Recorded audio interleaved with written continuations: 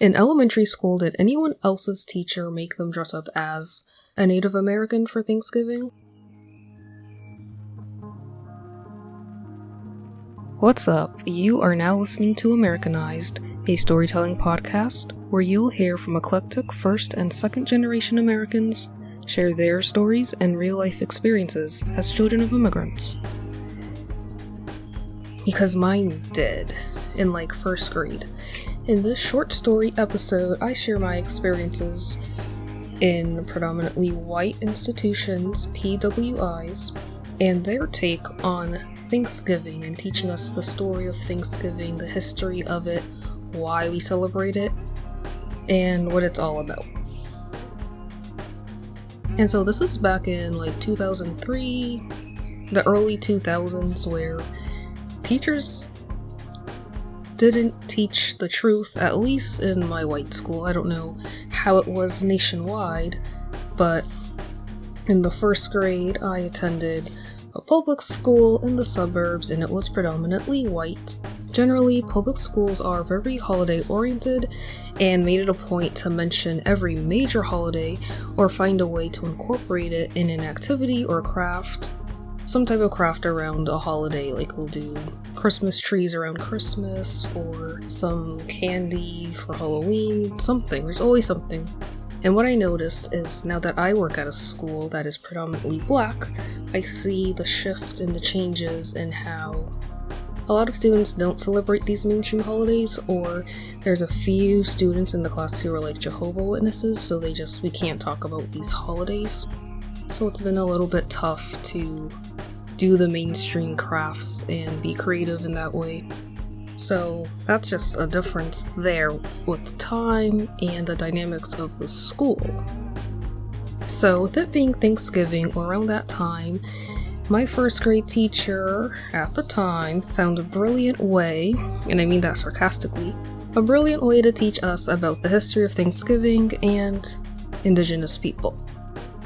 I think a lot of us kind of just grew up with the history of the Pilgrims coming over in the Mayflower ship and just, having a nice, wonderful, lovely meal together. But today, I actually was talking with a first grader, which is kind of funny that I'm talking about my first grade experience, but one of my students in first grade, they're learning about the history of Thanksgiving and they are learning the truth about it, and he was telling me how the Indigenous people were massacred and murdered, and I was like, wow, is that what your teacher's teaching you in first grade? And he was like, yeah, and I was like, wow, I really love that. It really gives you perspective of the country, and I think in 2020, the two prominent topics that were discussed were, of course, COVID, and alongside that, police brutality. And I think with that, that's where schools, once they were opening back up, or even remotely looking to change the curriculum without sugarcoating anything, to be more centered on the racial differences in America, the true history of America, all the hidden secrets. There was going to be an awareness and an exposure that was going to go on, and part of that was telling the true story, the true history of Indigenous people, the Pilgrims, the Mayflower, and the celebration of Thanksgiving that was so glorified. And honestly, as a kid, Thanksgiving was my favorite holiday. I just liked the food, but it really was. And then, once I learned about the truth, I was like, I don't know if this is still my favorite holiday. I like the food, I love the food still, and I love the gathering, the family gathering, and the community and togetherness of it all. But with its history, it's kind of iffy, I don't know if I really stand for this holiday, but I will eat the stuffing. Back to me in first grade. And first graders are so innocent, so teachable, and this teacher, I don't want to say she took advantage of it, but I don't want to believe that she didn't know the real story of Indigenous people. But maybe it was just a perspective thing. Maybe she didn't know, but come on, she was an old white lady. I feel like she had to know. But maybe just to keep things, PG in the schools, we were learning about the Pilgrims and the Mayflower. Before we got into this idea she had us collect and donate to the class grocery store paper bags that you use at the store. If you want paper or plastic and you say paper, those are the bags that she wanted us to donate to the classroom for this specific craft. We ended up making these, air quote, Native American styled vests using these paper bags. We decorated them. I don't know if we painted them or I think we used beads and feathers and markers and paint to make our design on them. And then she made sure they fit us perfectly. I don't remember if we also did the headdress or if I'm sure she took pictures. I don't know if we marched around the school. I don't know what we did with the vest other than wear it and look and dress up as the Indigenous people. But at the time, I thought, it was a cool activity. I didn't know too much about how wrong it was. I just remember my teacher was really making sure these vests fit on the students, the paper bag vest, and everyone was wearing it, no problem. We were all, I think we probably looked really confused because they're why are we wearing these paper bags? And I can imagine my teacher's probably really proud of herself because they did look good, but at the same time, it's just wrong. Wow. I feel dirty for taking part of that as a first grader. So, of course, we as first grade students, we lack the knowledge of this true story behind Thanksgiving and the Indigenous people. But I'm sure, even the, I question, I can't be sure, but I question if the teachers and kids' parents knew. Because my parents sure didn't know. But, other parents didn't seem to have an issue with this because they carried on with the activity and craft, so I don't know. I wonder, when that stopped being a craft. Because if you Google Native American styled vest, it still comes up on, these mom blogs and teacher blogs, it's a current and really cool activity to do with your child or classroom, so I don't know who's gonna stop that because it's very much using Indigenous people and Native American culture as a costume. As, I can put this on and take it off, but it's really a lifestyle, it's a heritage. It's not a costume, but it was used as one in first grade, which is wrong.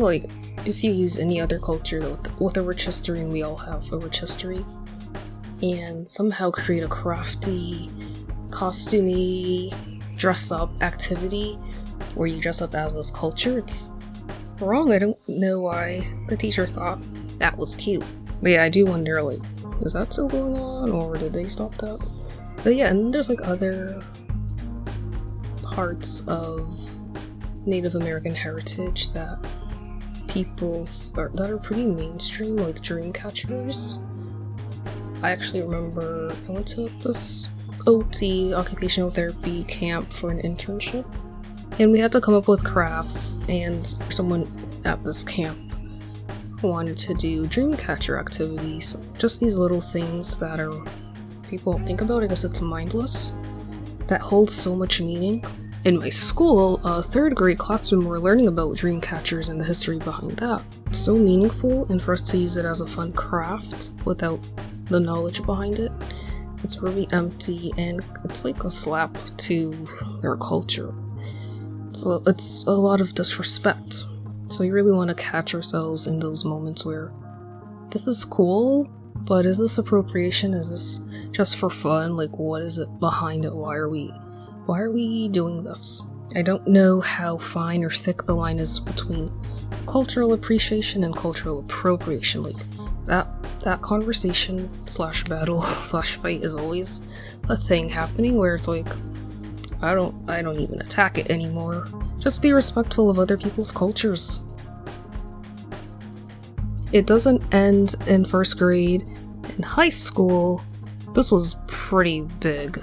So I live in Massachusetts, and in Massachusetts there are a lot of places, streets, towns that are named after Native American tribes. In fact, Massachusetts is named after a Native American tribe who lived in the Great Blue Hill region, which is right outside of Boston, and my high school is named Blue Hills because it was right in that area. And their mascot was the Warriors, which is essentially an Indigenous person or a Native American person. And the logo for our school, I believe they changed its, I don't know when they changed it, but it used to be one of those spears with a feather. So we never really had an actual mascot, but we did have pep rallies, and this one student, I think it was a senior girl, she would dress up as a Native American, and I think she did that like twice, until someone said something, and then that was just banned, like no costumes, you can't dress up. However, our mascot is still, or their mascot is still the Warrior, so that hasn't changed. I know a lot of sports teams have changed their team name or their logo, but our high school is still the same, and the logo is now like 3 hills. So that's some awareness there. One of those things that just makes you think. Take some time to reflect and think about maybe certain times in your life where you engaged in some form of culture as costume. Maybe when you were a kid and it was completely out of your control and you just had to participate, or you've seen it where like, oh, they're gonna do this dream catcher craft, or maybe you have a dream catcher and you don't know why. Maybe look up the meaning behind it, or if I know Halloween passed and I hope we're already far from dressing up as different cultures for Halloween, because that conversation seems to always come up every year, but it's not a difficult concept to grasp, not to dress up as someone from whatever culture. It's not a costume. That's all I have for you. If you celebrate Thanksgiving, I hope you enjoy a delicious, scrumptious, big meal, fill your stomach up, and have the itis and take a nap for the rest of the weekend. If you don't celebrate Thanksgiving, still eat a lot. I mean, hey, if everybody's eating, you're eating too. So, enjoy that. Thank you so much for listening. I hope you enjoyed today's episode. Hope to catch you in the next episode. All original music produced by Stubborn Saul. Find him on all music listening platforms at STBRNSAL.